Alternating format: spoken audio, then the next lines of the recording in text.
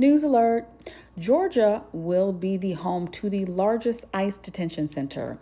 It will be located in Folkston, Georgia, which is in Charlton County, about 5 hours southeast of Atlanta. It will have nearly 3,000 beds.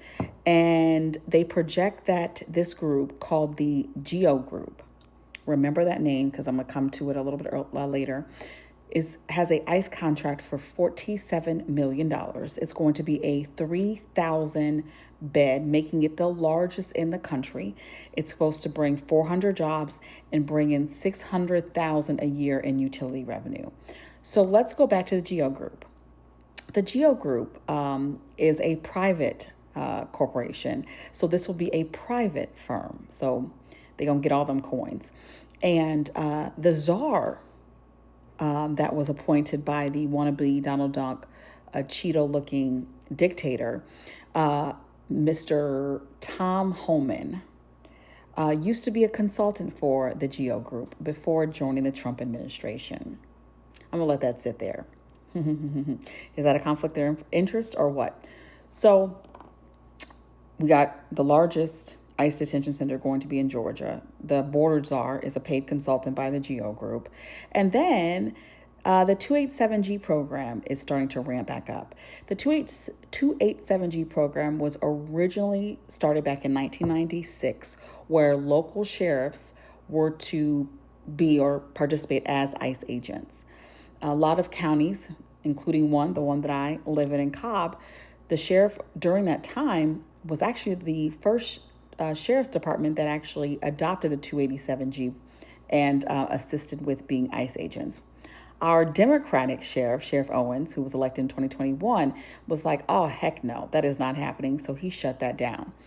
So when a sheriff's office is acting as ICE, they are trained, they are authorized to detain, interrogate, and deport proceedings, which is a huge issue. And of course, this is heavily criticized by a civil rights group.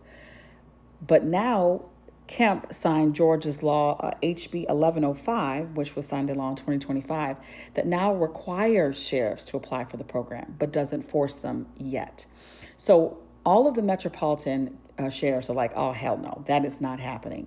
But you wait and see if there's going to be an uptick in county sheriffs, going to the 287G program, because of course, federal funding is involved. And there could be stipulations around if you get federal funding, then that automatically means that you have to participate. So again, all the metropolitan counties, the sheriffs are like, hell no.